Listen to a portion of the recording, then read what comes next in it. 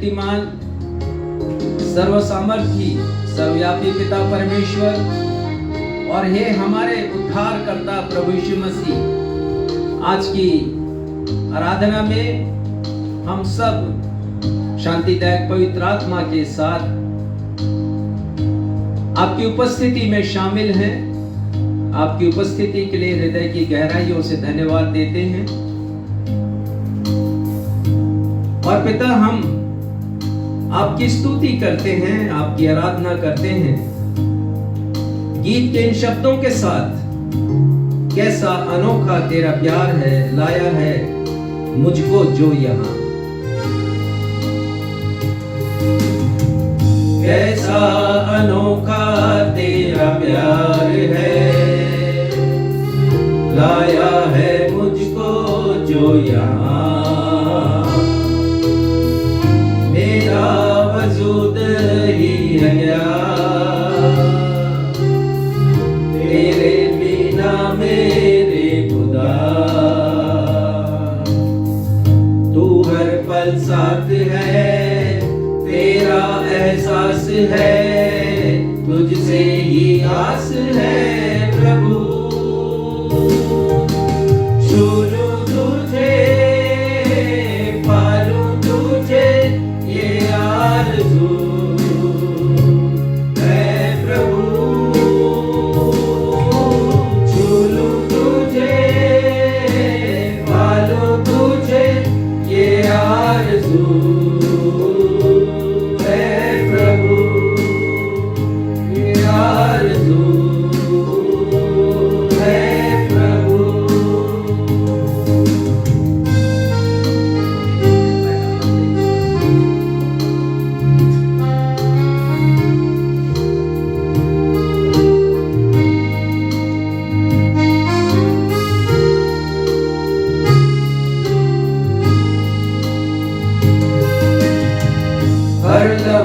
तुझ में ही हो, हर पल तेरे ही संग हो यीशु, यीशु।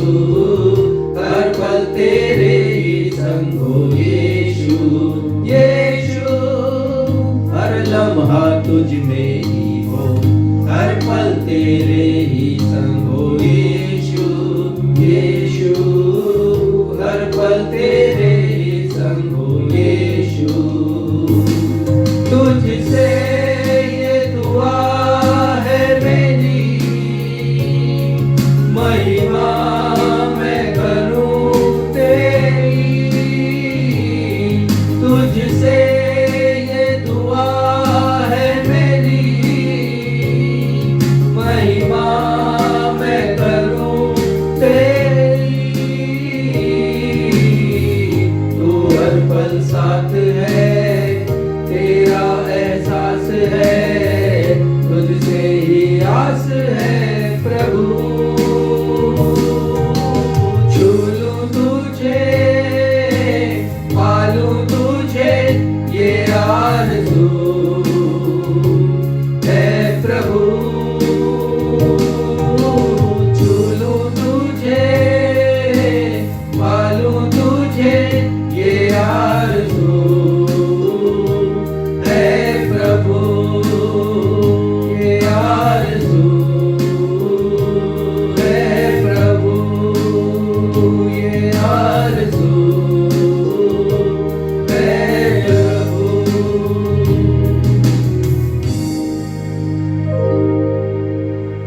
आज की आराधना हमने तय समय पर प्रारंभ की थी, लेकिन कुछ तकनीकी खामी आने की वजह से आप लोगों तक हमारी आवाज़ नहीं पहुंच पा रही थी और आराधना में हम काफ़ी आगे बढ़ गए थे। उसके बाद हमें यह ज्ञात हुआ और उस तकनीकी खामी को दूर करते हुए एक बार फिर से हम आप लोगों के समक्ष उपस्थित हैं।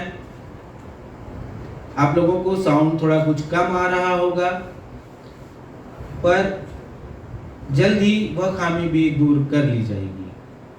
नवजीवन इवेंजलिकल चर्च की 253वीं 253rd ऑन एवं ऑफलाइन आराधना में मैं क्षितिज मसीह आप समस्त प्रभु भक्तों का अपने उद्धारकर्ता प्रभु यीशु मसीह के अतुलनीय एवं अद्वितीय नाम में स्वागत करता हूं एवं आप सबों को जय यीशु, यीशु सहाय, जय मसीह की शालोम और प्रेज द लॉर्ड कहता हूँ। Praise the Lord. प्रिय भाइयों और बहनों, आज दुख भोग सप्ताह का तीसरा दिन है। आज ही के दिन लगभग 2000 वर्ष पूर्व लाजर की बहन मरियम ने प्रभु यीशु मसीह का बहुमूल्य इत्र से अभिषेक किया था। वहीं दूसरी ओर प्रभु यीशु मसीह के शिष्य यहूदा इस्करियोती ने महायाजक और उसके साथियों के साथ यीशु को पकड़वाए जाने का सौदा 30 चांदी के सिक्कों के बदले किया था। यह षड्यंत्रपूर्ण सौदे के पश्चात यहूदा ने प्रभु यीशु मसीह को कपटपूर्ण चूमा लेकर गतसमनी बाग में पकड़वा दिया। आज हमारे पास्टर साहब इसी विषय पर संदेश प्रदान करेंगे, अतः आप संदेश को अवश्य ही सुनिएगा। अब समय होगा कि हम पवित्र शास्त्र में से आज के उत्तरवादी पाठ के रूप में भजन संहिता अध्याय 55 पद 12 से 23 निकाल लें। इसे हम अपने स्थानों पर खड़े होकर आदर पूर्वक उत्तरवादी की रीति से पढ़ेंगे। भजन संहिता अध्याय 55 पद 12 से 23, और इसे पढ़ने में अगुवाई भाई सक्षम मसीह करेंगे।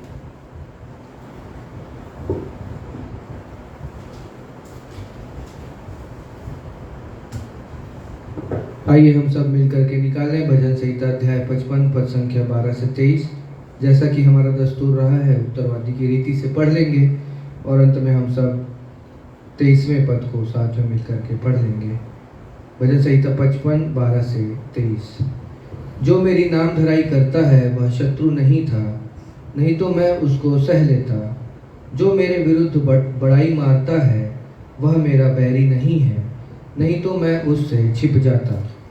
परंतु वह तू ही था जो मेरी बराबरी का मनुष्य, मेरा परम मित्र और मेरी जान पहचान का था। हम दोनों आपस में कैसी मीठी मीठी बातें करते थे। हम भीड़ के साथ परमेश्वर के भवन को जाते थे।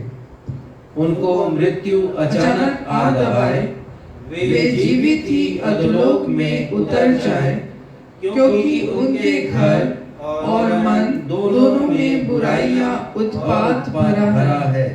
परंतु मैं तो परमेश्वर को पुकारूंगा और यहोवा मुझे बचा लेगा।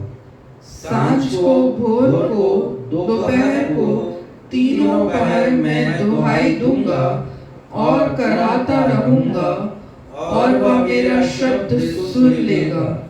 जो लड़ाई मेरे विरुद्ध मची थी, उससे उसने मुझे कुशल के साथ बचा लिया है। उन्होंने तो बहुतों को संग लेकर मेरा सामना किया था। परमेश्वर जो आदि से विराजमान है, यह सुनकर उनको उत्तर देगा।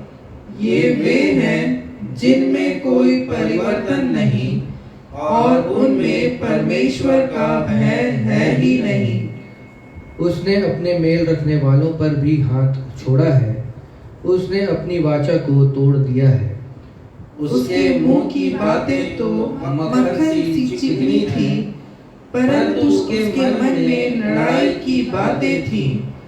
उसके वचन तेल से अधिक नरम तो थे, परंतु नंगी तलवारें थी। अपना बोझ यहोवा पर डाल दे, वह तुझे संभालेगा।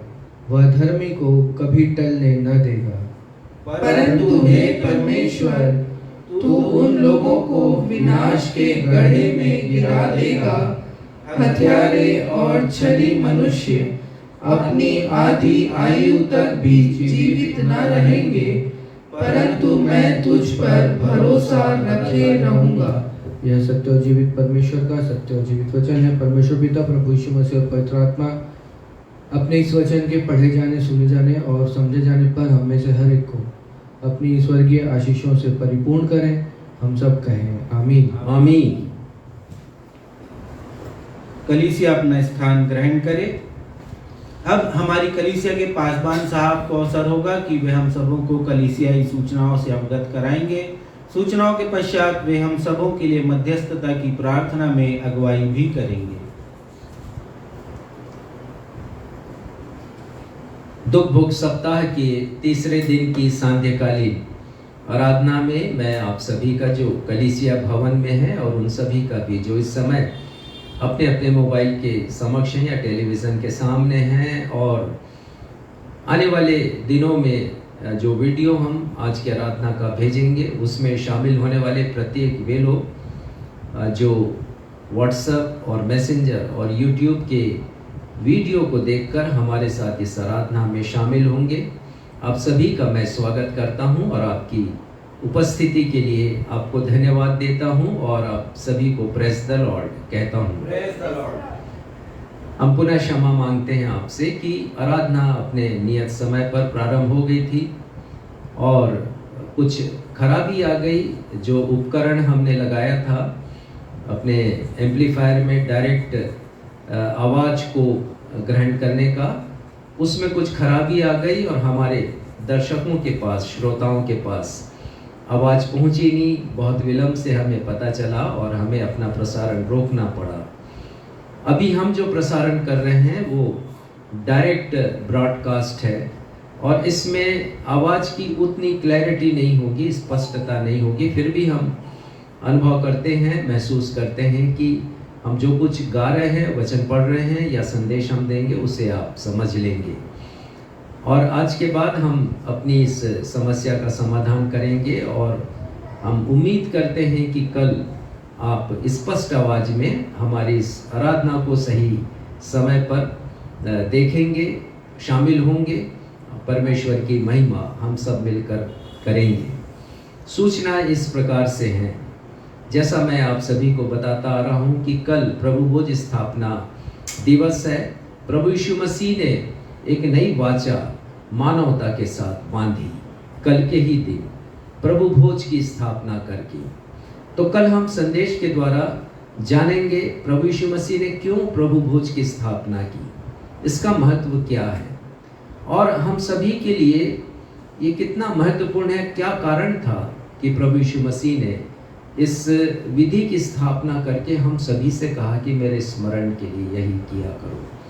तो कल आप सब प्रभु भोज की इस विधि में शामिल होइएगा, मेज की सहभागिता को प्राप्त कीजिएगा। हमारे वे दर्शक भी जो दूर सुदूर क्षेत्रों में रहते हैं, जहाँ कलीसिया नहीं है या जहाँ पर ये सुविधा नहीं है, हम आप सभी से अनुरोध करते हैं कि आप हमारे साथ इस मेज की सहभागिता को प्राप्त कर सकते हैं, प्रभु की आशीषों को आप पा सकते हैं।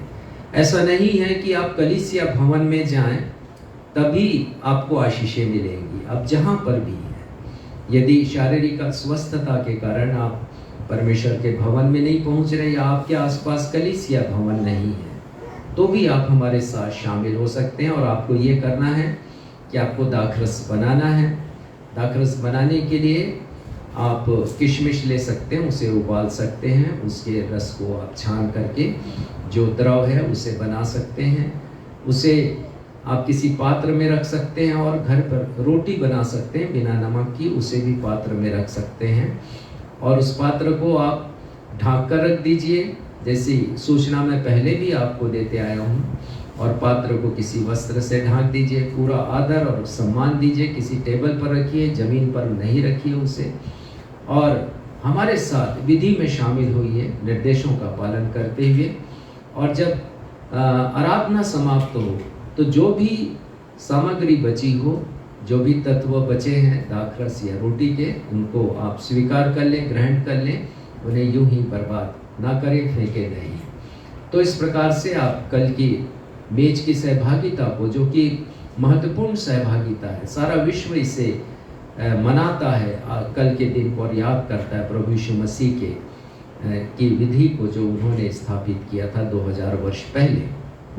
और इसी के साथ चूँकि कल प्रभु भोज की आराधना है, आप सभी से मैं अनुरोध करता हूँ कि अपनी अपनी भेंटें भी कल दें, क्योंकि हम कल मेज की सहभागिता को प्राप्त करेंगे तो अपने धन्यवादी हृदय को प्रकट करें। हमारे ग्रामीण कलीसियाओं के पास्टर भी इस बात को नोट करें कि कल सभी लोग उनके साथ इस मेज की सहभागिता में उपस्थित हों, अपनी अपनी भेंटें लेकर के और भेंट देते समय अपनी अपनी भेंटों को प्रभु यीशु मसीह के सम्मान में, आदर में और धन्यवाद देते हुए उन्हें वो अर्पित करें। तो आइए हम सब प्रार्थना में जाएं। ये हमारे सर्वशक्तिमान पिता, हम धन्यवाद देते हैं कि जरूर कुछ व्यवधान हमारे सामने उपस्थित हुआ, प्रसारण में जो था कुछ बाधा उत्पन्न हुई है पिता। हमारे दर्शक जो बैठे थे इस आराधना को सुनने के लिए हमारे साथ शामिल थे पिता, उन्हें कुछ तकलीफ हुई है। हमारी प्रार्थना है पिता कि आप उनमें से प्रत्येक को आशीषों से परिपूर्ण कीजिए, और हमारे उस भाई को भी, उस बहन को भी जिन्होंने हमें सूचित किया कि आवाज़ उन तक नहीं पहुंच पा रही है पिता, हम प्रार्थना करते हैं कि इसे जैसे भी हमने आज हम प्रसारित कर रहे हैं, उन्हें दीजिए आपके नाम की महिमा हो इसके द्वारा, और जो व्यवधान है, जो खामी है और जो ऑब्स्टेकल है पिता, वो दूर हो सके। यही हमारी प्रार्थना है। हमारे समस्त दर्शकों के साथ हो, सबको संभालिए पिता, सबके मार्गदर्शक बने रहिए। परिवार, उनके परिवार के प्रत्येक लोगों के साथ हो, जिसकी जैसी आवश्यकता है पिता उसे आप पूरा करें। जो बीमार है पिता उनकी सुधि ले, उन्हें चंगाई प्रदान करें। आगे की आराधना में आप हमारे साथ हो। वचन की सहभागिता पिता जब हम सभी को देते हैं, उस समय भी पिता आपकी कृपा सब पर बनी रहे, कि हम सीख सके कि आज अपने वचन के द्वारा पवित्र आत्मा की सहायता से हमसे क्या बात करना चाहते हैं। आगे की आराधना को आपके सक्षम हाथों में सौंपते हुए अपनी इस प्रार्थना को आपके बेटे हमारे उद्धारकर्ता प्रभु यीशु के नाम से मांगते हैं। सुनिए और ग्रहण कीजिए। कलीसिया कहे आमीन।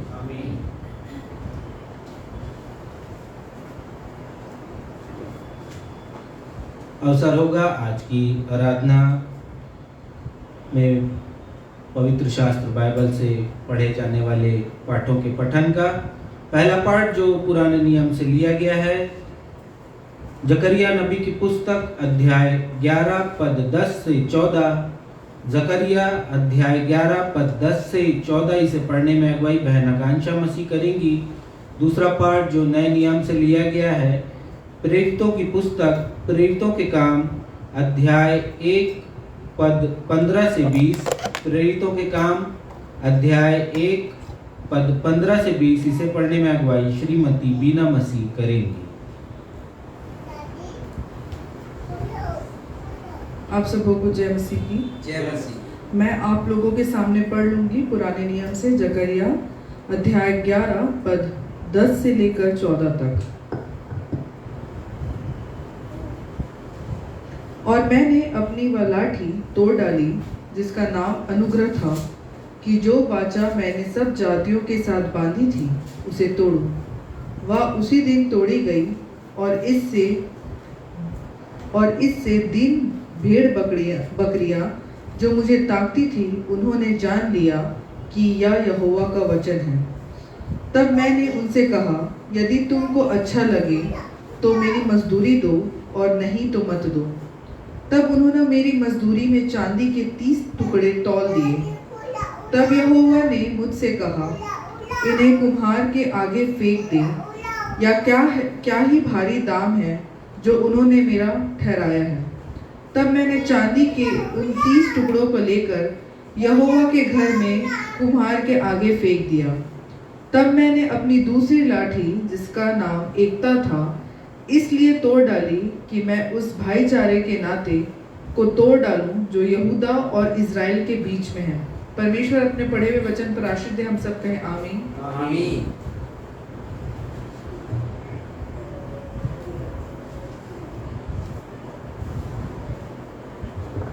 हमारे उद्धारकर्ता प्रभु यीशु मसीह के मधुर नाम में आप सबों को जय मसीह की। जय मसीह। मैं आपके समक्ष नए नियम से पढ़ लूंगी प्रेरितों के काम अध्याय 1 पद 15 से 20 तक। यहाँ पर इस प्रकार लिखा है, उन्हीं दिनों में पतरस भाइयों के बीच में जो 120 व्यक्ति के लगभग थे, खड़ा होकर कहने लगा, हे भाइयों, अवश्य था कि पवित्र शास्त्र का यह लेख पूरा हो जो पवित्र आत्मा ने दाऊद के मुख से यहूदा के विषय में, जो यीशु के पकड़वाने वालों का अगुवा था, पहले से कहा था, क्योंकि वह तो हमें गिना गया और इस सेवकाई में सहभागी हुआ।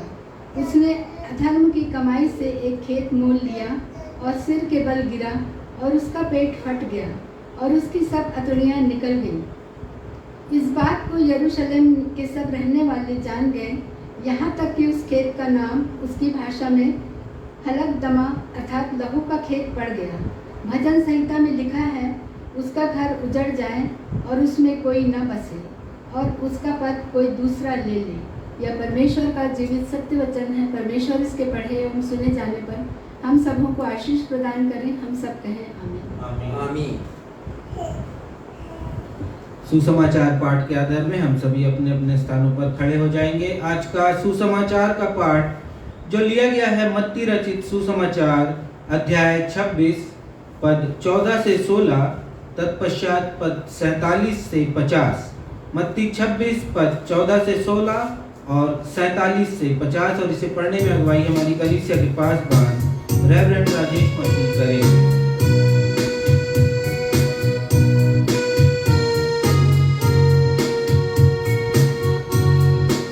आज का सुसमाचार का पाठ मत्ती रचित सुसमाचार और उसके प्रथम हिस्से में हम पढ़ेंगे पद संख्या 1 से 5 तक। उसके बाद दूसरा हिस्सा पढ़ेंगे पद संख्या 14 से पद संख्या 16 तक। और उसके बाद पद संख्या 47 अर्थात 47 से लेकर पद संख्या 50 तक।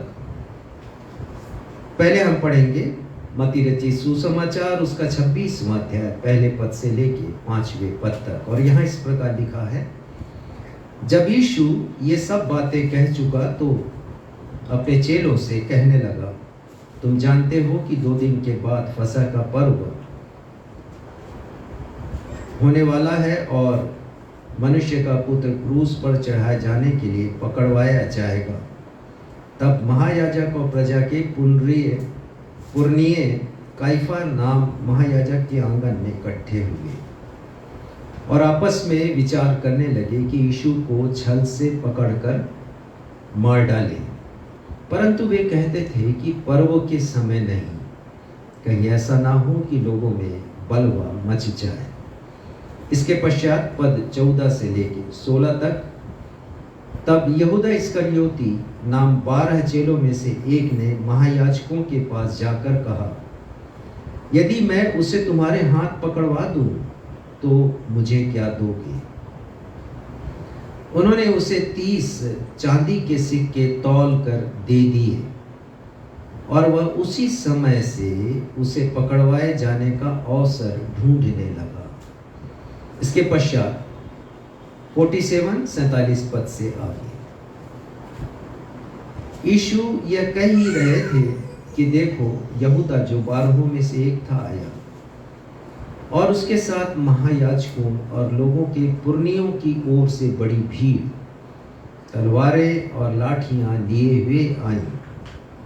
उसके पकड़वाने वाले ने उन्हें यह पता दिया था कि जिसको मैं चूमूं वही है, उसे पकड़ लेना। और तुरंत यीशु के पास आकर कहा, हे रब्बी नमस्कार, और उसको बहुत चूमा। यीशु ने उससे कहा, हे मित्र, जिस काम के लिए तू आया है उसे कर ले। तब उन्होंने पास आकर यीशु पर हाथ डाले और उसे पकड़ लिया। ये प्रभु यीशु ख्रिस्त का सुसमाचार है। प्रभु यीशु ख्रिस्त आपके नाम की महिमा हो। कलीसिया कहे आमीन। आमीन।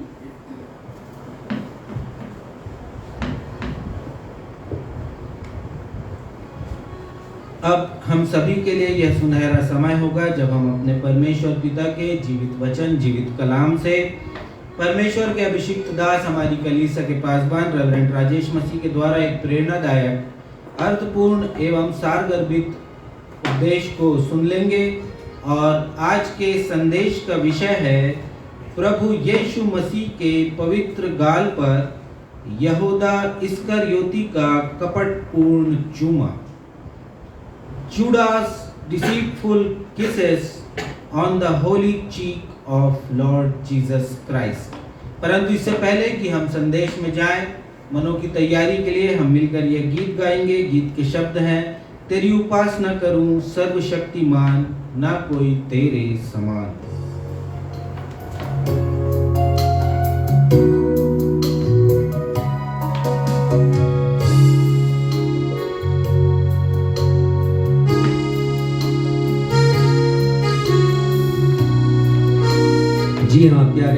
और बहनों, प्रभु यीशु मसीह के तुल्य, उनके समान कोई और दूसरा नहीं है, और इसलिए हम उनकी उपासना करते हैं, उनकी स्तुति करते हैं, उनका गुणानुवाद करते हैं, जय जयकार करते हैं।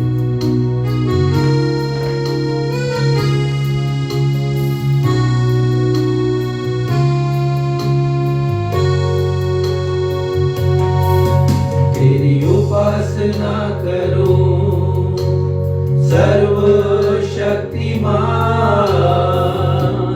ना कोई तेरे समान।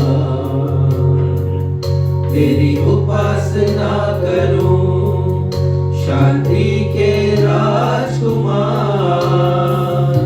यही तो मैं करना चाहूं। करूं तेरी मैं स्तुति, तू है मेरी धार्मिकता।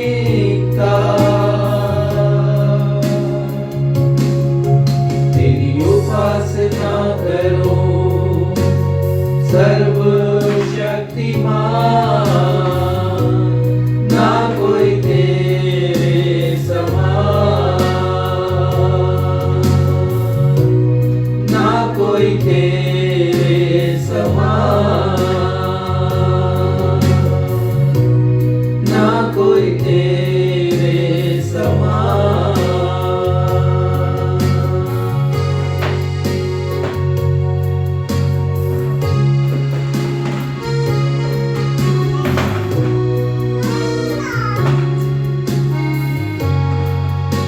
फिर से मैं बता दूं अपने उन दर्शकों को जो विलंब से हमारे साथ इस आराधना में शामिल हुए हैं, कि हमारी आज की आराधना अपने तय समय पर प्रारंभ हो गई थी, लेकिन फिर कुछ तकनीकी खराबी आ गई रिकॉर्डिंग में, जिसके कारण हमें रुकना पड़ा है और फिर से हमें प्रारंभ करना पड़ा है। हम काफ़ी विलंब से आपके मध्य में उपस्थित हुए हैं और इस असुविधा के लिए हम आप सभी से खेद प्रकट करते हैं।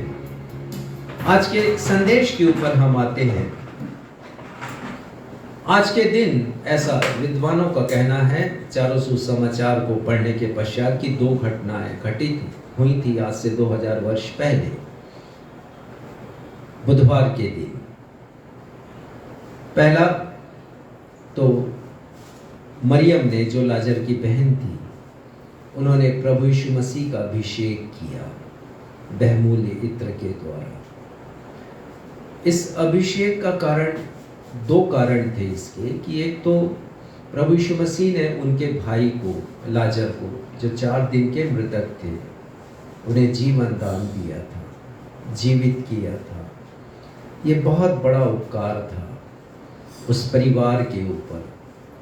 तो अभिषेक करने का बहुमूल्य इत्र के द्वारा, जिसका मूल्य 300 दिनार था,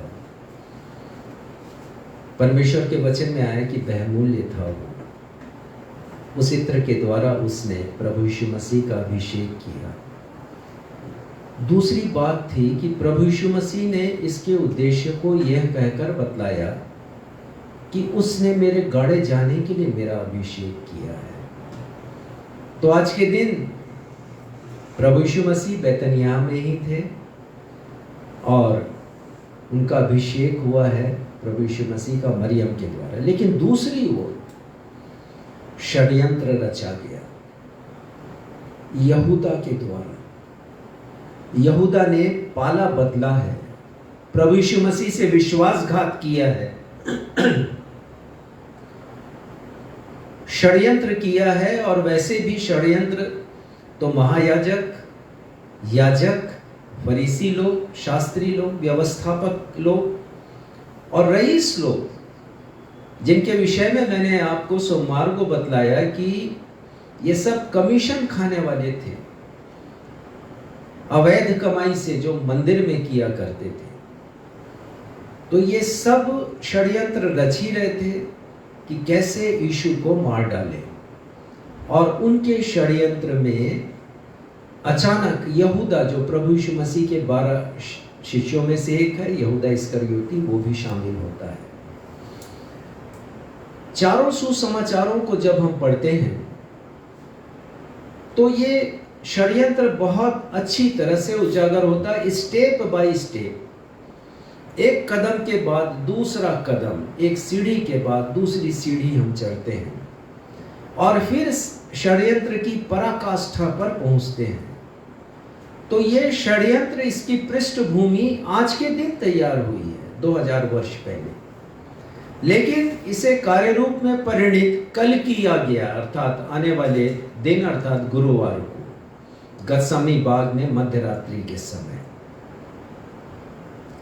तो चूंकि कल हमारा संदेश का और आराधना का उद्देश्य कुछ और होगा कि हम आराधना में और संदेश के द्वारा जान सके प्रभु भोज ने जो स्थापना की, प्रभु भोज की विधि की एक नई वाचा उन्होंने मानवता के साथ बांधी, उसका महत्व क्या है और क्यों यीशु मसीह ने उस वाचा को मानवता के साथ बांधा, इसके ऊपर कल विचार करेंगे। तो कल का जो दृश्य है, आज की घटना है, इन दोनों को मैं एक साथ आपके सामने प्रस्तुत करूंगा।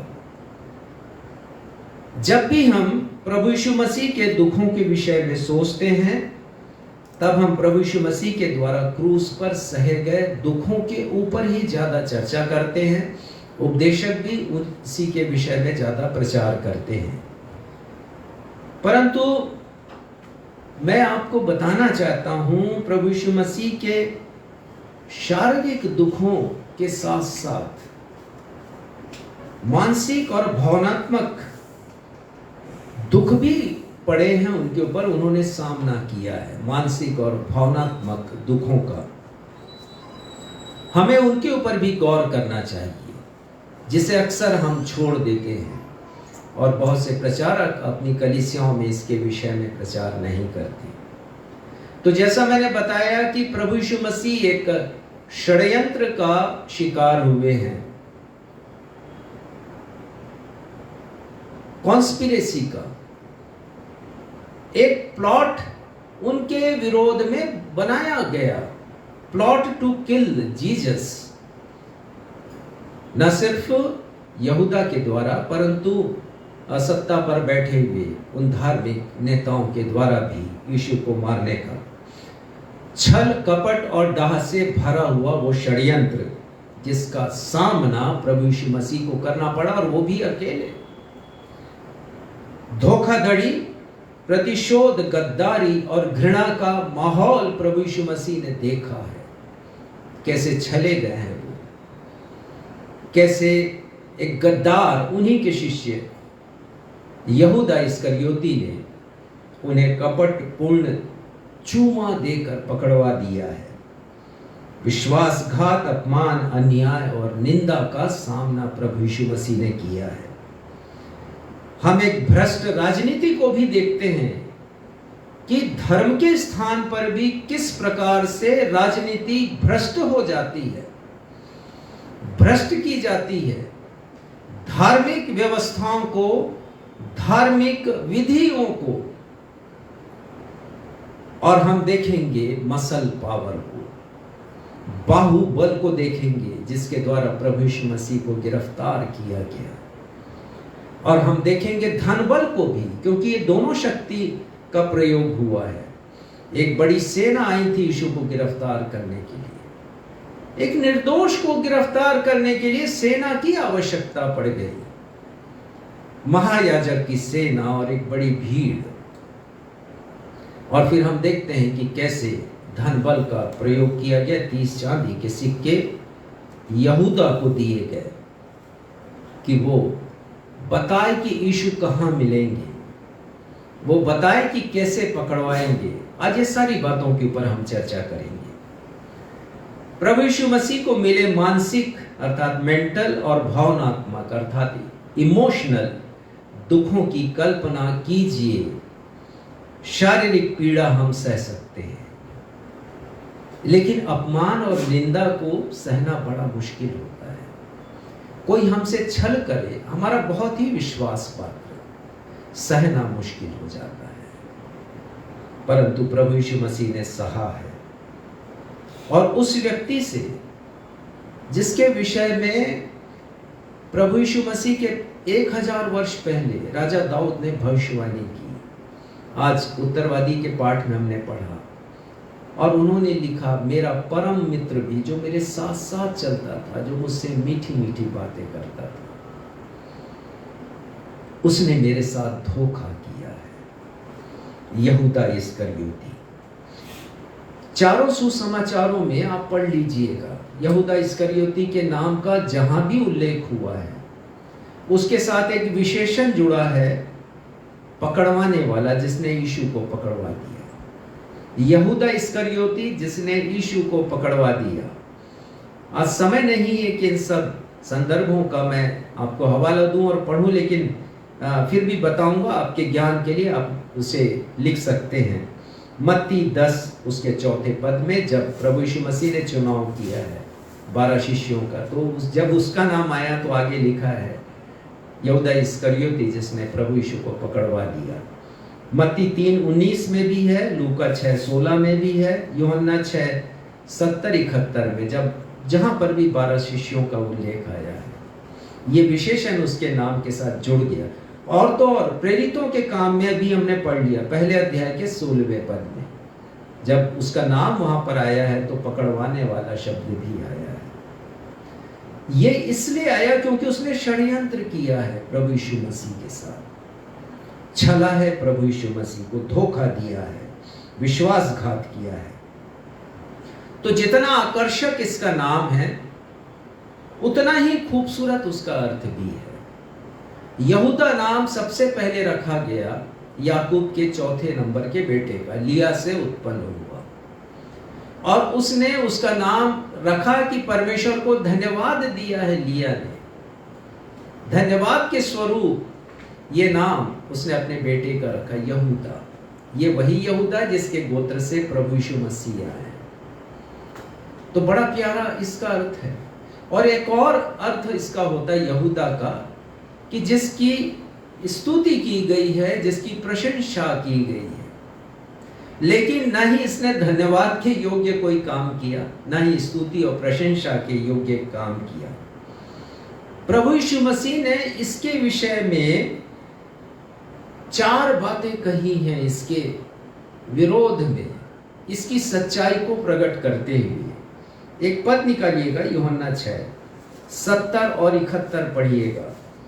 प्रभु यीशु मसीह यहाँ पर कहते हैं यहूदा के बारे में, पढ़िएगा यूहन्ना 6:70 और 71। यीशु ने उन्हें उत्तर दिया, क्या मैंने तुम 12 को नहीं चुना, तो भी तुम में से एक व्यक्ति शैतान है। एक व्यक्ति शैतान है, प्रभु यीशु मसीह ने कहा। 12 को चुना है तो यीशु को मालूम था कि वो शैतानी करेगा, षड्यंत्र करेगा, छलेगा यीशु को, 30 चांदी के सिक्कों में बेचेगा, लेकिन फिर भी उन्होंने 3.5 वर्ष तक उसे अपने साथ साथ रखा है। दूसरा इसी का निकालिए 64, यूहन्ना 6:64। परंतु तुम में से कुछ ऐसे हैं जो विश्वास नहीं करते, क्योंकि यीशु पहले ही से जानता था कि जो विश्वास नहीं करते वे कौन हैं और कौन मुझे पकड़वाएगा। यीशु पहले से जानते थे कौन मुझे पकड़वाएगा। उसने यीशु के साथ विश्वासघात किया, विश्वास को तोड़ दिया यहूदा ने। और यूहन्ना उसके 17वें अध्याय के दूसरे पद में देखिएगा, शायद दूसरा पद है या 12वां पद है, प्रभु यीशु मसीह ने कहा उसे, पढ़िएगा 17वां अध्याय 12वां पद। जब मैं उनके साथ था तो मैंने तेरे उस नाम से जो तूने मुझे दिया है उनकी रक्षा की। मैंने उनकी चौकसी की और विनाश के पुत्र को छोड़ उनमें से, विनाश का पुत्र कहा है, सन ऑफ डिस्ट्रक्शन। यहूदा इस्करियोती के लिए ये प्रभु यीशु मसीह ने शब्द इस्तेमाल किए हैं, शैतान, पकड़वाने वाला, विनाश का पुत्र। और एक और स्थल पर हम देखेंगे मत्ती 26 अध्याय उसके 24वें पद में प्रभु यीशु मसीह ऐसा उसके विषय में कहते हैं।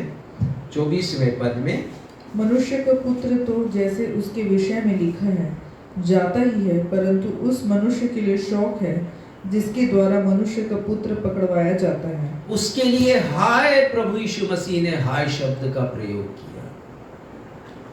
हाय, और कहते हैं यदि उसका जन्म ही नहीं होता तो बहुत अच्छा होता। नाम अच्छा रखने से कुछ नहीं होता, गुण अच्छा होना चाहिए। ये परमेश्वर का वचन कहता है, गुण अच्छा होना चाहिए। प्रभु यीशु मसीह ने उसके विषय में 4 बातें कही, नकारात्मक बातें। आज हम यहूदा इस्करियोती के जीवन की 5 कमियों या 5 दोषों पर मनन करेंगे। क्या क्या कमी थी? यद्यपि वो प्रभु यीशु मसीह के 12 शिष्यों में से एक था, लेकिन उसने जो कुछ किया है वो अच्छा नहीं किया है। इतिहास के पृष्ठों पर उसका नाम दगाबाज के रूप में है, षड्यंत्रकारी के रूप में है, विश्वासघाती के रूप में है। मत्ती 26:5 निकालिएगा। मत्ती 26:5 आज हमने इस स्थल को पढ़ा है, 26 अध्याय का 5वां पद। परंतु वे कहते थे, पर्व के समय नहीं, कहीं ऐसा ना हो कि लोगों में बलवा मच जाए। यहूदा इस्करियोती ने महायाजकों के पास जाकर कहा, यदि मैं उसे तुम्हारे हाथ पकड़वा दूं तो तुम मुझे क्या दोगे? महायाजक लोग विचार कर रहे हैं, मंदिर का काम छोड़ करके वो इस बात पर विचार कर रहे हैं कि हमें यीशु को पकड़ना है, लेकिन पर्व के समय नहीं, कहीं बलवा ना हो जाए। और यहां पर 15वें पद में लिखा है, यदि मैं उसे तुम्हारे हाथ पकड़वा दूं तो तुम मुझे क्या दोगे? यहूदा पहुंच गया, जैसे बोलते हैं कि बिल्ली के भाग से छींका टूटा है। छींका बोलते हैं दूध को पुराने समय में ऊपर लटका कर रखते थे किसी पात्र में। तो यदि वो पात्र टूट गया, नीचे आ गया, तो बिल्ली के तो उसका तो मजा हो गया, उसको तो बेहतरीन ट्रीट मिल गया। ये कहते हैं। तो उसका भी ऐसे ही हो गया महायाजकों का। यहूदा आ गया पाला बदल करके, जैसे आज भी हम देखते हैं राजनीति में कि कैसे लोग दल बदल लेते हैं। यहूदा ने भी दल बदल लिया। 12 का स्क्वाड है प्रभु यीशु मसीह का, उसमें से छिटक करके वो आ गया पैसे के लोभ में, तुम मुझे क्या दोगे? दरअसल उसने क्यों गया है ये मैं आपको बताऊंगा। महायाजकों के पास क्यों गया है? उसकी सारी उम्मीदें ध्वस्त हो गई थी प्रभु यीशु मसीह को लेकर। जो भी उसने भविष्य की योजना बनाई थी उसे वो ध्वस्त होती हुई नजर आ रही थी। उसने तो सोचा था कि प्रभु यीशु मसीह राजकाज संभाल लेंगे, क्योंकि वो स्वर्ग के राज्य के, परमेश्वर के राज्य की बात करते थे। अनेक आश्चर्य कर्मों को उसने देखा था अपनी आंखों में, तो बहुत सी संभावनाएं उसको नजर आई थी यीशु के में कि वो इज़राइल देश का राजा बनेगा और फिरौन राजा के दासत्व से उन सब को छुड़ा लेगा। चूंकि वो 12 शिष्यों में से एक है और वो खजांची था, पैसों की थैली उसके पास रहती थी, क्योंकि सबसे पढ़ा लिखा था वो। तो वो ये कल्पना करता था कि यीशु का जब राज्य आएगा तो वो ट्रेजरर बन जाएगा, खजांची बन जाएगा, तब तो फिर बल्ले बल्ले जितना पैसा आएगा राज का, उस समय के राज का जितना भी पैसा आएगा, मन मर्जी का खर्च करेगा और ऐशो आराम की जिंदगी वो जिएगा। परंतु प्रभु यीशु मसीह ने 3 बार अपने मृत्यु की भविष्यवाणी की। मैंने पहले भी बताया आपको, इसलिए हम इस स्थलों को पढ़ेंगे नहीं, चाहे तो आप लिख सकते हैं। मत्ती 16:21, मत्ती 17:22 और मत्ती 20:17-18-19। फिर से रिपीट करूंगा, मत्ती 16:21, मत्ती 17:22, मत्ती 20:17-18-19। उसका हौसला टूट गया जब प्रभु यीशु मसीह ने बार बार कहा वो यरूशलेम जाएंगे, पकड़वाए जाएंगे और उन्हें क्रूस पर चढ़ाया जाएगा। और इसके बाद हुआ ये कि ये जो घटना घटी, वो षड्यंत्र की जो घटना घटी, क्यों घटी? क्योंकि वो यीशु के साथ उपस्थित था। शमौन के घर में प्रभु यीशु मसीह को भोज पर आमंत्रित किया गया था और मरियम वहां पर बहुमूल्य वो इत्र लेकर के आई जो एक पात्र में था। शीशी को उसने फोड़ा है और प्रभु यीशु मसीह का अभिषेक किया है। तो उसे ये उसने बड़े अच्छे विचार प्रकट किए। यहाँ पर आप पढ़िएगा जरा इसे जरूर, 26 अध्याय का 9वां पद। जब मरियम ने ऐसा किया तब उसके विचार को सुनिएगा, सोचेंगे तो लाजवाब विचार है, ये तो बहुत अच्छा, इसे किया जाना चाहिए था, क्यों नहीं किया गया। पढ़िएगा 26:9। इसे तो अच्छा दाम पर बेचकर कंगालों को बांटा जा सकता है। कंगालों को बांटा, ये तो बर्बाद कर दिया उसने इत्र बहा करके। इससे बेहतर होता कि कंगालों को बांट देते। कितने अच्छे विचार ये। और जब उसके इस अच्छे विचार को प्रभु यीशु मसीह ने कोई तवज्जो नहीं दी, कोई महत्व नहीं दिया, तब उसने समझ लिया कि अब उसका खेल खत्म हो गया। और वो तो सोच रहा था कि ये 300 दिनार में बेचा जाता तो बेचना भी उसी को पड़ता, तो बीच में कमीशन खा लेता। 300 दिनार उसकी थैली में आते तो उसमें से भी कुछ वो मार लेता, पैसा अपने लिए ले लेता। तो जब यीशु ने कहा कि मरियम ने तो उनके गाड़े जाने के लिए अभिषेक किया, तो सोचने लगा कि यीशु के साथ रहने से अब कोई फायदा नहीं, ये तो बस 2-4 दिनों का मेहमान है, क्योंकि यीशु ने फिर से मृत्यु की बात की थी गाड़े जाने के बाद। अब तो मृत्यु भी नहीं, मृत्यु के पश्चात फ्यूनरल की बात प्रभु यीशु मसीह ने की है, गाड़े जाने की बात की है। और इसीलिए महायाजकों के पास वो आया है। 14 पद में, मत्ती 26:14 पद में, तब यहूदा इस्करियोती, तब यानी जब वो मरियम ने अभिषेक किया, उसके बाद आज के ही दिन की घटना, बैतनिय्याह से वो यरूशलेम आ गया है।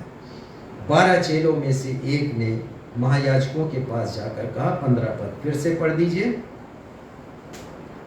यदि मैं उसे तुम्हारे हाथ पकड़वा दूं तो मुझे क्या दोगे? हाँ, और वो ऑफर देता है महायाजकों को, प्रस्ताव रखता है कि मैं पकड़वा दूंगा यीशु को। तो उन्हें क्या चाहिए था? अंधा मांगे 2 आंखें। महायाजकों को यीशु चाहिए था। और फिर लिखा है कि बात 30 चांदी के सिक्कों में तय होती है। संत पौलुस ने लिखा 1 तीमुथी 6:10 में, रुपए का लोभ सब प्रकार की बुराइयों की जड़ है। यहूदा इस्करियोती लालची था, वो लोभी था, वो स्वार्थी था, वो अपने लिए जीना चाहता था, वो सिर्फ लेना चाहता था, देना नहीं चाहता था। प्रभु यीशु मसीह ने कहा, जो कोई मेरे पास आना चाहे, इस क्रूस को उठाना चाहे, तो पहले तो अपने आप का वो इनकार करे और अपने माता पिता को, प्रियजनों को अप्रिय जाने, संसार की सारी वस्तुएं जो उसे प्रिय लगती हैं अप्रिय जाने। तो यीशु मसीह तो त्याग की बात करते हैं, देने की बात करते हैं, और ये लेने के लिए चला गया 30 चांदी के सिक्के, क्योंकि वो लोभी था, स्वार्थी था, मतलबी था, सेल्फिश था। वो यहूदा इस्करियोती 10वीं आज्ञा जो परमेश्वर ने दी मूसा के माध्यम से, उसमें लिखा है, तू किसी वस्तु का लालच नहीं करना। महज 30 चांदी के सिक्कों में प्रभु यीशु मसीह को पकड़वाने का सौदा वो करता है। ये यहूदा इस्करियोती केवल 2000 वर्ष पहले नहीं था, लेकिन आज भी हम में से कुछ में पाया जाता है। कुछ के जीवन में, मसीहियों के जीवन में हम देखते हैं, पैसों के लिए, पैसों के लोभ में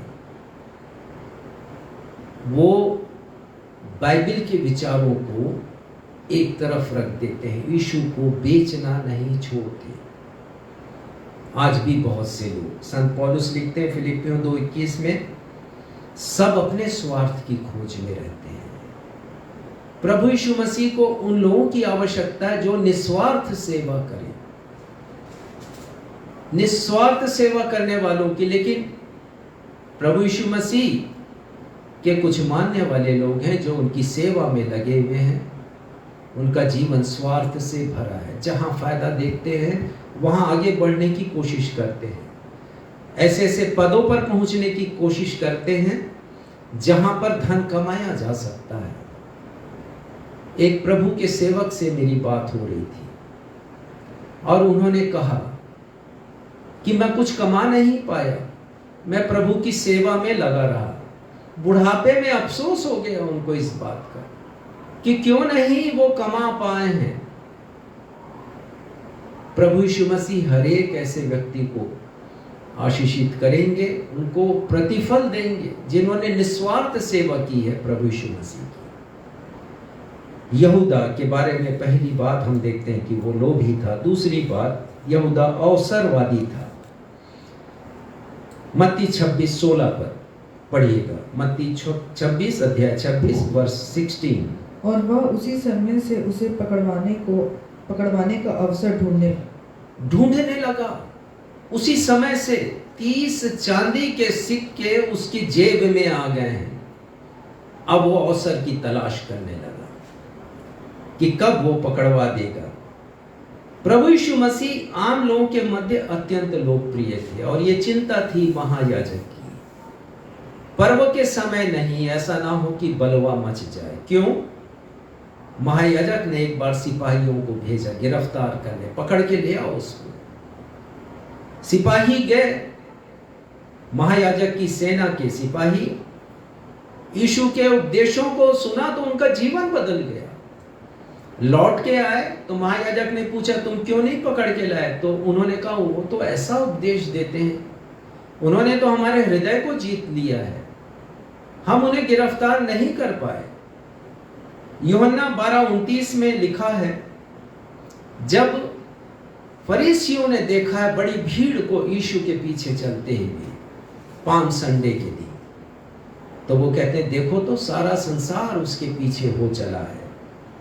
यूहन्ना 12:29 में हम पढ़ते हैं। यूहन्ना 12:29। लूका 19:48 पद में लिखा है कि सब लोग बड़े चाव से यीशु की सुना करते थे। मत्ती 4:24 में लिखा है, यीशु का यश चारों ओर फैल गया। मत्ती 4:24। और लूका 4:37 में लिखा है, चारों ओर यीशु की धूम मच गई थी। तो यीशु इतने लोकप्रिय थे और इसीलिए महायाजक पकड़ नहीं पा रहे थे यीशु को कि उनको गिरफ्तार करें और क्रूस तक पहुंचाएं उन्हें झूठे आरोप लगाकर।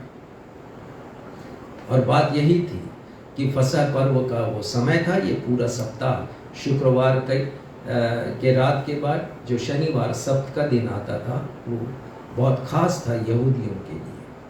और वो कहते हैं कि पर्व के समय नहीं, लेकिन इधर 30 चांदी के सिक्के लिए हैं।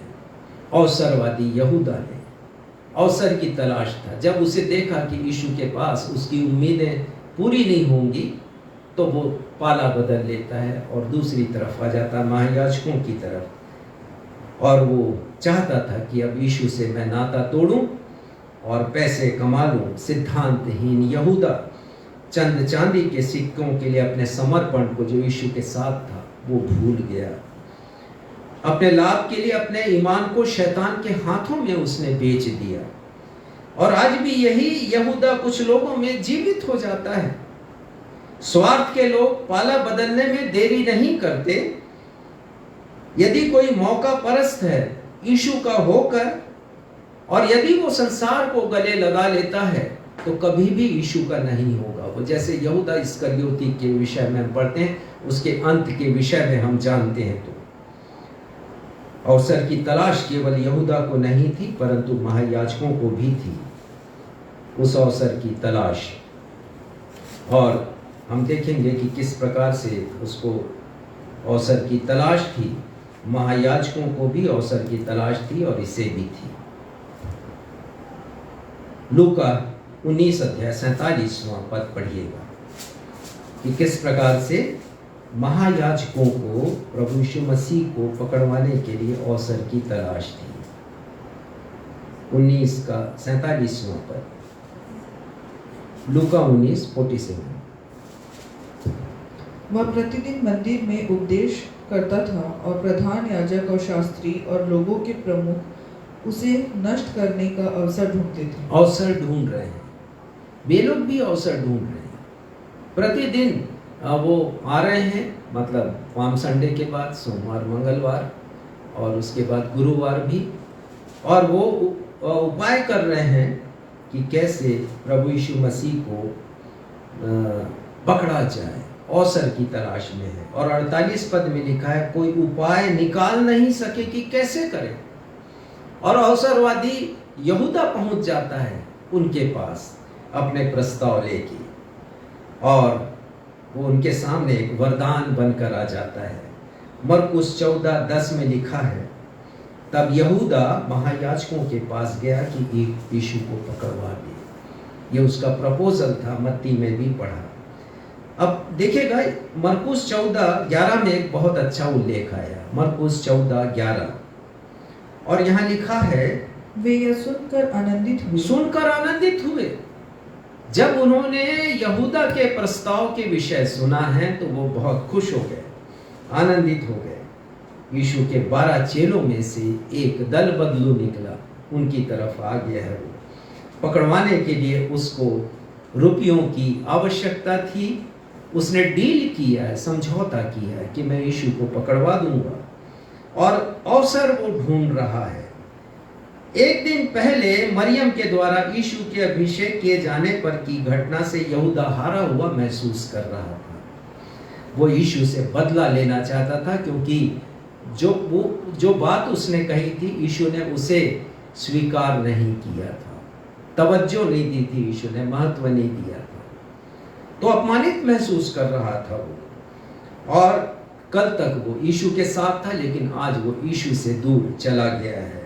आज वो महायाजकों के साथ है।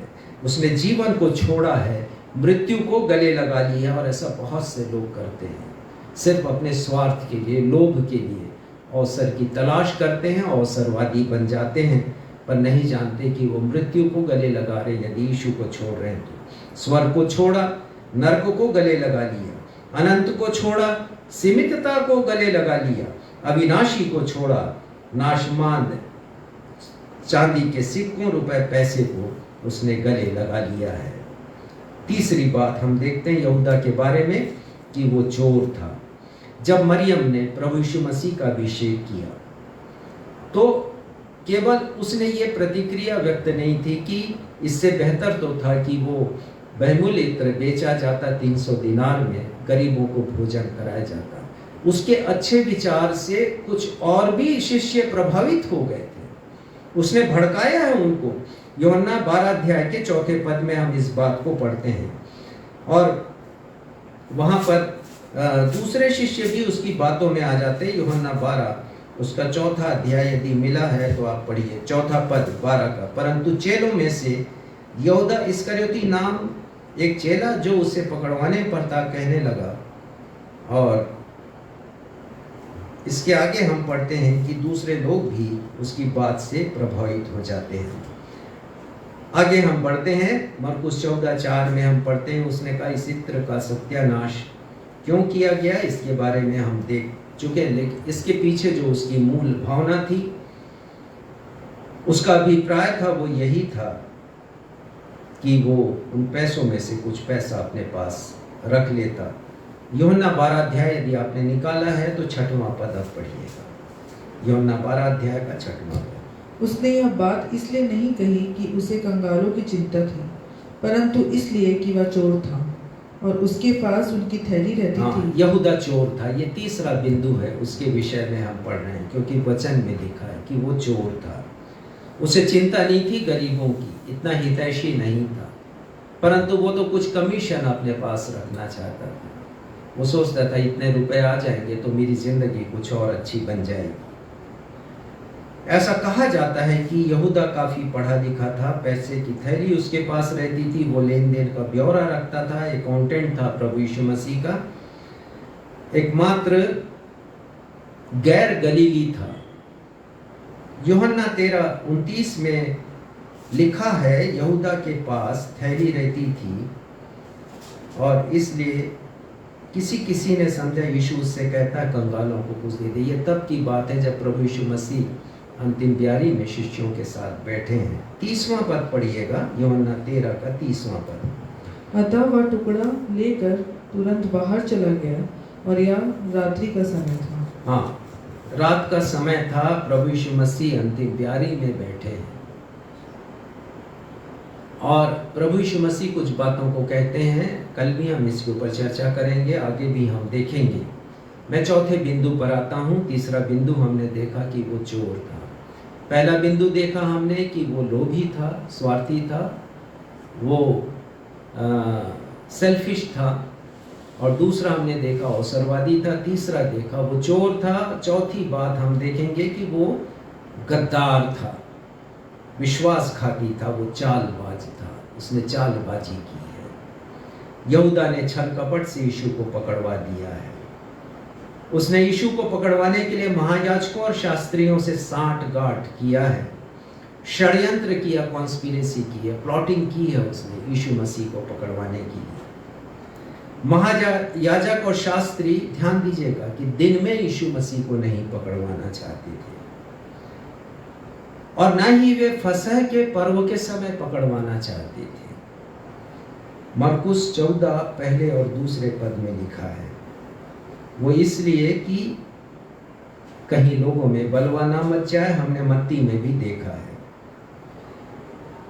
और हम पढ़ते हैं जब मत्ती 26 अध्याय पहले पद से 5वें पद तक, तब हम पढ़ते हैं चौथे पद में लिखा है कि महायाजक आपस में विचार करने लगे यीशु को छल से कैसे पकड़वा दें। अर्थात बिना कपट किए, बिना छल किए यीशु को पकड़ना मुश्किल था। अब ये छल कैसे किया जाए, कैसे अच्छे बनकर बुरा बनाए, बुरे बनकर कैसे अच्छा बने, ये है छल का मतलब। अर्थात हम पाखंड का एक पहरावा पहन ले, ये है छली बनना, ये है कपटी होना।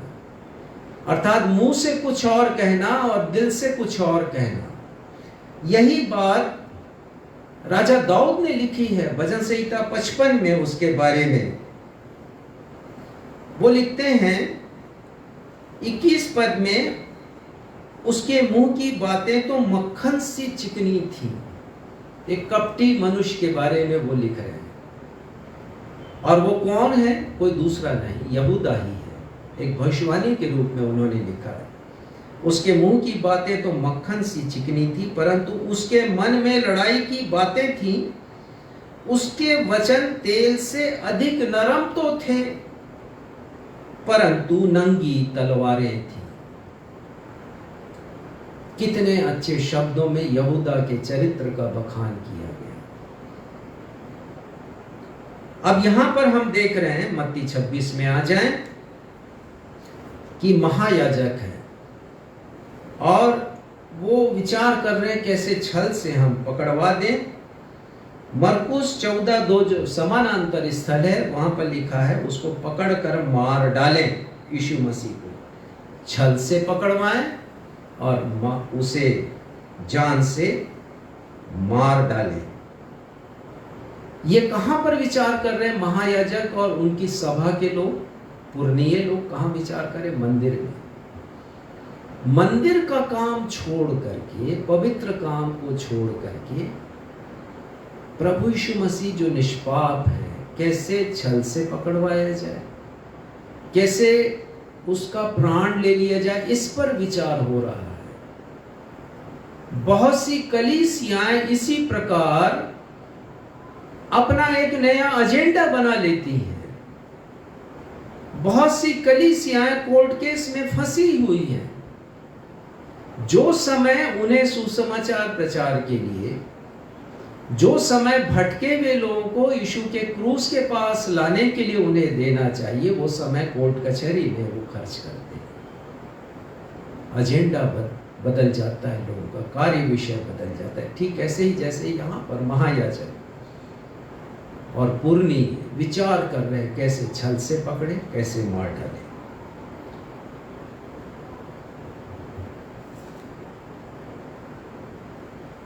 यहूदा इस्करियोती महायाजक और पुरनियों के काम को आसान कर देता है, हम पहले ही देख चुके हैं।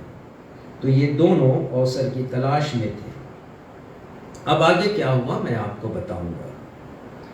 कैसे विश्वासघात किया, कैसे गद्दारी किया यीशु मसीह से उसने, कैसे छला है। गुरुवार की रात अर्थात कल आने वाली रात को प्रभु यीशु मसीह ने अपने शिष्यों के साथ फसह का पर्व मनाया है, फसह का भोज मनाया, खाया है और प्रभु भोज की विधि की स्थापना की है, नई वाचा बांधी है मानवता के साथ। और हम सब इसे अंतिम ब्यारी या लास्ट सपर के रूप में जानते हैं। यूहन्ना का 13वां अध्याय यदि आप पढ़ें तो आपको पता चलेगा कि इस भोजन के पहले प्रभु यीशु मसीह ने पांव धोए हैं शिष्यों के। 13 अध्याय 2 पद पढ़िए, जिसे हम एक बार पढ़ चुके हैं, फिर से पढ़िए। यूहन्ना 13:2। जब शैतान शैमोन के पुत्र यहूदा इस्करियोती के मन में यह डाल चुका था कि उसे पकड़वाए, तो भोजन के समय 5वां पद पढ़िए। तब बर्तन में पानी भरकर चेलों के पांव धोने और जिस अंगोछे से उसकी कमर बंधी थी उसी से पोंछने लगा। भोजन के समय प्रभु यीशु मसीह उठ गए हैं, भोजन पूरा हुआ नहीं है और उन्होंने शिष्यों के पांव धोए हैं प्रभु यीशु मसीह ने, और जो अंगोछा उनके पास था उससे पोंछा है उन्होंने। 21वें पद में लिखा है, 10वें पद में लिखा है, प्रभु यीशु मसीह कहते हैं तुम सब के सब शुद्ध नहीं हो। उनका इशारा यहूदा इस्करियोती की तरफ था। 11वें पद में लिखा, यीशु अपने पकड़वाने वाले को जानता था, इसलिए उसने कहा तुम सब के सब शुद्ध नहीं हो। यहूदा इस्करियोती के विषय में लिखा। 21वें पद में लिखा, ये बातें कहकर यीशु आत्मा में व्याकुल हुआ और यह गवाही दी कि तुम में से एक मुझे पकड़वाएगा। हम पहले भी पढ़ चुके हैं इसे। उनका इशारा यहूदा की तरफ था। 23वें पद में पतरस पूछते हैं, दूसरे शिष्य पूछते हैं, प्रभु वो कौन है? हम 12 में से कौन है जो आपको पकड़वाएंगे? आप कैसी बात कर रहे हैं? यीशु उत्तर देते, जिसे मैं ये रोटी का टुकड़ा दूंगा वही है। हम देख रहे हैं कि कैसे ये षड्यंत्र, ये व्यूह रचना बनती है, ये चक्र व्यूह बनाया जाता है यीशु को पकड़वाने का। रात्रि का समय है, प्रभु यीशु मसीह उसे रोटी का टुकड़ा देते हैं खाने के लिए। यहूदा को 26वें पद में लिखा है। 27 पद यदि आपको मिला है तो पढ़िएगा। यूहन्ना 13 उसका 27 पद। और टुकड़ा लेते ही शैतान उसमें समा गया। तब यीशु ने उससे कहा, जो तू करता है तुरंत कर। 30वां पद पढ़िए। तब वह टुकड़ा लेकर तुरंत बाहर चला गया और रात्रि का समय, ये रात्रि का समय था। यहूदा यीशु को पकड़वाने के लिए अवसर की खोज में था और अवसर उसे अब मिल गया है। बेहतरीन अवसर उसका पता चला है। खाने पर हुई जो बातचीत हुई, खाने की मेज पर यीशु जब अंतिम ब्यारी कर रहे थे, अंतिम भोज में शामिल थे, फसह का पर्व मना रहे थे, उस समय बातचीत से उसे पता चल गया कि यीशु रात्रि में गतसमनी बाग जाएंगे। जैसे ही उसे पता चला है, वो उठ करके चला गया वहां से महायाजक के पास और उसने बताया कि अब यीशु तो गतसमनी बाग जाएंगे, रात का समय है, उनके साथ भीड़ भी नहीं होगी और पर्व का समय रात का नहीं है। जो करना था वो कर चुके हैं फसह का पर्व मनाने के लिए। यीशु वहां अपने शिष्यों के साथ अकेले होंगे। ये षड्यंत्र पूर्वक उसने व्यूह रचना की यीशु को पकड़वाने के लिए।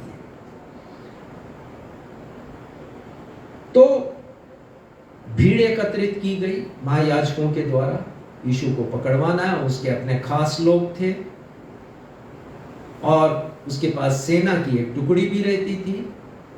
कानून व्यवस्था को बनाने के लिए बहुत भव्य मंदिर था, हजारों लोग आते थे।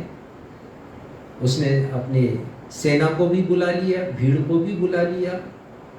अब सवाल ये उठा कि कैसे पहचानेंगे? रात का समय है, यीशु को पहचानेंगे कैसे?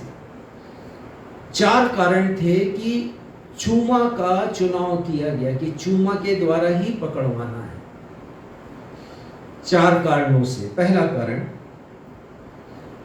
उस जमाने में अधिकांश लोग सफेद वस्त्र पहनते थे। हमारे भी देश में आप यदि देख लें, सन 1900, 1920, 30, 40, 50 की तस्वीरें देख लें लोगों की, तो सब सफेद वस्त्र में नजर आएंगे, क्योंकि कॉटन जो होता है, सूत जो होता है, कपास जो होता है, वो उसका सूत सफेद रंग का ही बनता है। तो सफेद वस्त्र लोग, अधिकांश लोग, सामान्य लोग पहना करते थे। रंगीन वस्त्र बहुत महंगे आते थे, तो उसको केवल अमीर लोग खरीदा करते थे। तो सारे प्रभु यीशु मसीह सफेद वस्त्र में, उनके शिष्य सब सफेद वस्त्र में, पहचाना कैसे जाए, इसलिए चूमा का संकेत चुना गया। दूसरी बात, सबके पास दाढ़ी होती थी, क्योंकि उस समय सैलून नहीं थे, कोई ऐसा उपाय था नहीं कि घर में ही शेविंग कर लो, तो सब दाढ़ी रखा करते थे। तो ये भी एक परेशानी थी कि पहचाना कैसे जाए, सब सफेद वस्त्र में है, दाढ़ी है सबकी।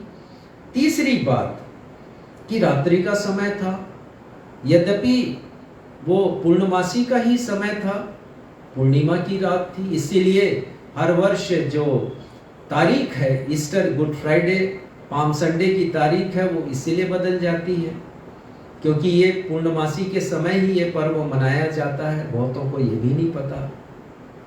तो पूर्णमासी का समय था ये, और जो प्रकाश था चंद्रमा का इतना पर्याप्त नहीं था कि रात के अंधेरे में यीशु को पहचाना जा सके। चौथा एक प्रमुख कारण था कि गलत व्यक्ति को यदि गिरफ्तार किया गया तो पूरा खेल खत्म। तब तो आरोप ही नहीं लगा सकते थे यदि गलत व्यक्ति को गिरफ्तार किए, फिर से कोई दूसरी व्यूह रचना बनानी पड़ती, और वो समय शायद मुश्किल से आता। तो इसलिए निश्चित किया गया सिग्नल यदि है तो चूमा ही है, और चूमा देकर प्रभु यीशु मसीह को गिरफ्तार करना है। यहूदा का चूमा एक संकेत था, और इसको हम जानते हैं जब हम पढ़ते हैं मरकुस 14:43, मरकुस 14:43, और यहाँ लिखा है कि जब यीशु ये कह ही रहे थे तो उस समय यहूदा जो 12 में से था, अपने साथ महायाजक, शास्त्रियों, पुरनियों की ओर से एक बड़ी भीड़ तलवारें और लाठियां लेकर आ पहुंची। और 44 में लिखा, और उसके पकड़वाने वाले ने उन्हें यह पता दिया था कि जिसको मैं चूमूं वही है। तो ये उसने संकेत भी बनाया 30 चांदी के सिक्कों में कि जिसको मैं चूमूंगा। 4 कारण थे, यीशु को पहचानना कठिन था, तो पहचाना कैसे जाएगा, तो जिसको मैं चूमूं। और लिखा है मत्ती में भी, मरकुस में भी, कि उसने बहुत चूमा प्रभु यीशु मसीह को, और इसके साथ यत्न से ले जाने की उसने समझाइश भी दी है सब सैनिकों को। और वही बात है कि मक्खन सी बातें, लेकिन हृदय में नंगी तलवारें थीं उसकी। यत्न से ले जाना उसने कहा यीशु को। यहूदा का दोगला स्वभाव हम देखते हैं। और लिखा है 45वें पद में, पढ़िएगा मरकुस 14 उसका 45वां पद। वो आया है यीशु के पास, उसने बहुत चूमा है प्रभु यीशु मसीह को, और वो क्या कह रहा है, पढ़िएगा। वह आया और तुरंत उसके पास जाकर कहा, हे रब्बी, और उसको बहुत चूमा। बहुत चूमा है। इंग्लिश बाइबल पढ़े तो उसमें लिखा उसने ग्रीट किया है, ग्रीटिंग दिया है प्रभु यीशु मसीह को, अर्थात बधाई दिया है और चूमा है। इतने दोगले स्वभाव का यहूदा। लेकिन हम प्रभु यीशु मसीह की महानता को देखते हैं। प्रभु यीशु मसीह की महानता, उन जैसा कोई नहीं, इसीलिए अभी हमने गाया, तेरी उपासना करो सर्वशक्तिमान, ना कोई तेरे समान, उनके समान कोई नहीं है। प्रभु यीशु मसीह को सब कुछ मालूम था, लेकिन उन्होंने क्या कहा। मत्ती 26 और 50 में हम पढ़ते हैं, प्रभु यीशु मसीह कहते हैं, हे मित्र, जिस काम के लिए तू आया है उसे तू कर दे। प्रभु यीशु मसीह हे मित्र कहते हैं, भविष्यवाणी पूरी होती है जिसे राजा दाऊद ने लिखा है, भजन संहिता 41 में भी लिखा है और 55 में भी, जिसे आज हमने पढ़ा है 41 भजन संहिता, 55 भजन संहिता में प्रभु यीशु मसीह कहते हैं 13 पद में, वह तो तू ही था जो मेरी बराबरी का मनुष्य, मेरा परम मित्र और मेरी जान पहचान का था। उसी ने यीशु को धोखा दिया है। ये है प्रभु यीशु मसीह की प्रतिक्रिया, प्रभु यीशु मसीह की महानता को दर्शाता हुआ विश्वासघाती यहूदा की ये चौथी तस्वीर है। एक चेहरे पर कई चेहरे उसने लगा लिए। हमें भी सोचने की आवश्यकता है, कहीं ऐसा तो नहीं कि हम चर्च में आते हैं, बहुत पवित्रता का प्रदर्शन करते हैं, अपने आप को पाक बना लेते हैं, लेकिन चर्च से हम बाहर जाते हैं तो दूसरा जीवन हम जीते हैं। हम सोचते हैं कि परमेश्वर पिता प्रेमी है, अनुग्रहकारी है, हमारे पापों को क्षमा कर देंगे। निश्चित वो क्षमा करते हैं, लेकिन संत पौलुस लिखते हैं रोमियो उसके 6वें अध्याय के 2 पद में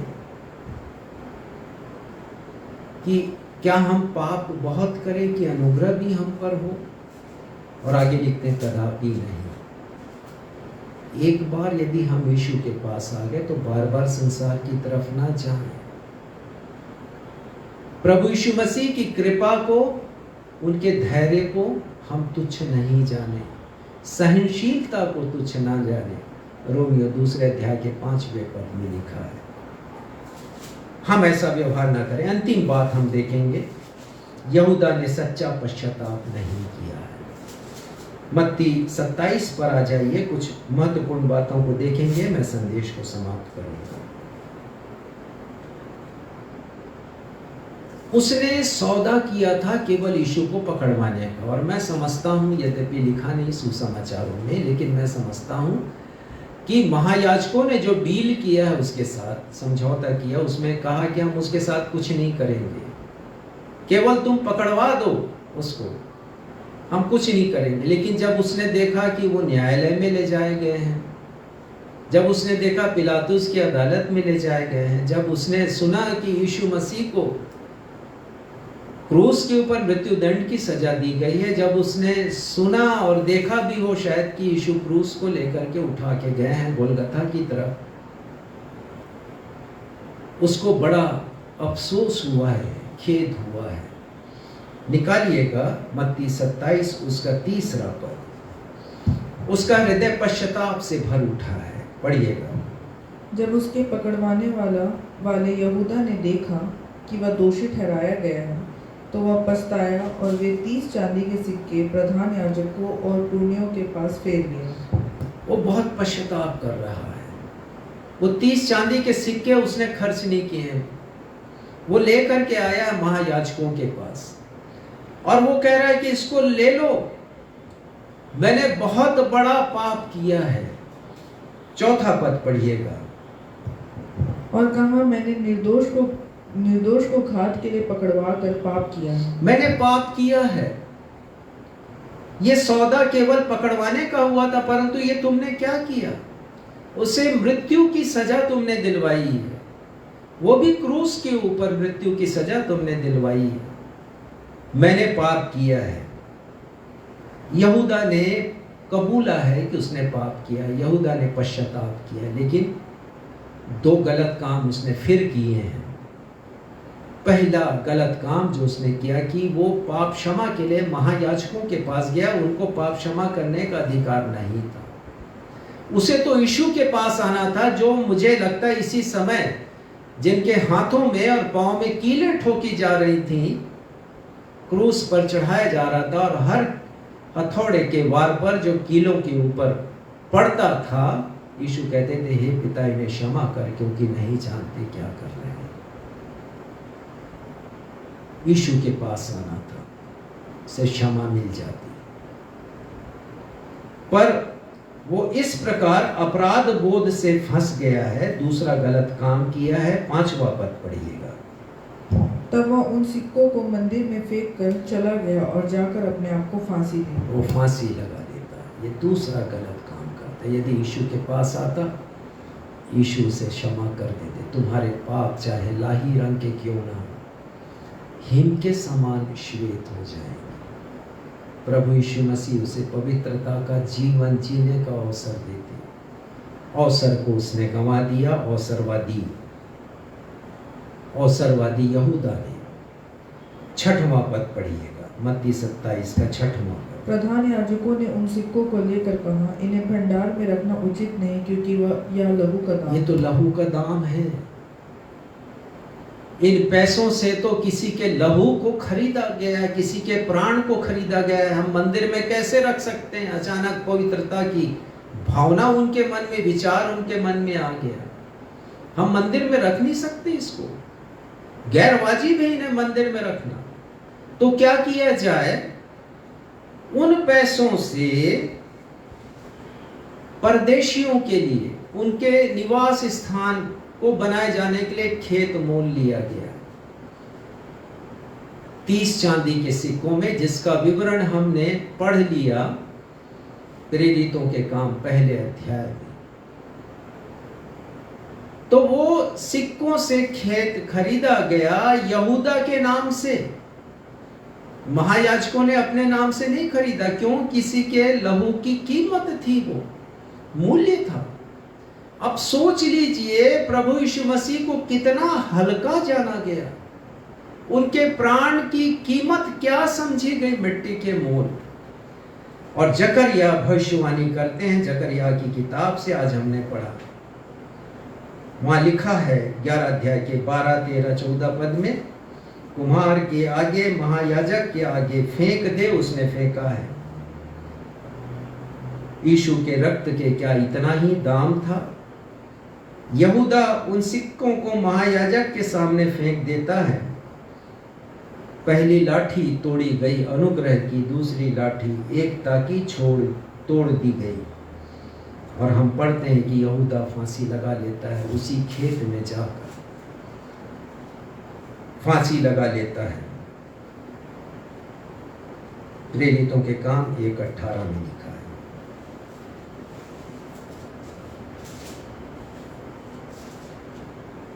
हमें सीखना है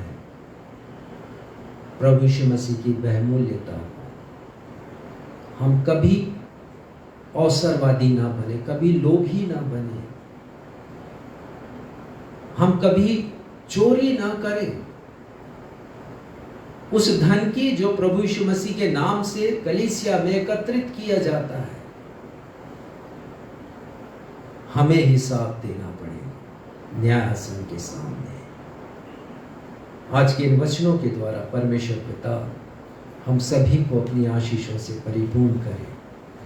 और यीशु के साथ यदि हम हैं तो संकल्प करें कि कभी साथ नहीं छोड़ेंगे। यीशु का हमेशा उनके साथ साथ बने रहेंगे। जैसे पतरस बना रहा, यूहन्ना बना रहा, याकूब बना रहा, थोमा बना रहा, ये सब लोग जो बाकी 11 शिष्य थे यीशु के साथ बने रहे।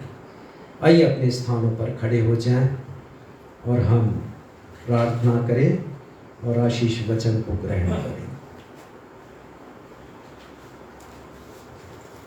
ये हमारे परमेश्वर पिता धन्यवाद देते हैं, आज के वचन के द्वारा आपने हमसे बातचीत की है।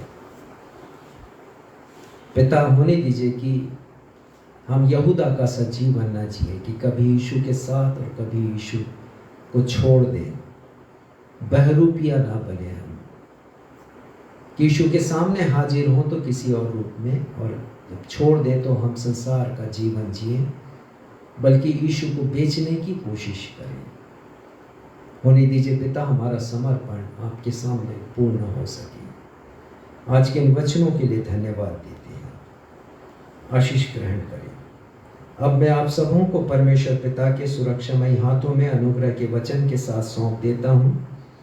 ये वचन आपके आत्मिक जीवन की उन्नति कर परमेश्वर पिता के चुने हुए लोगों के साथ उत्तराधिकार पाने में सहभागी बना सकता है।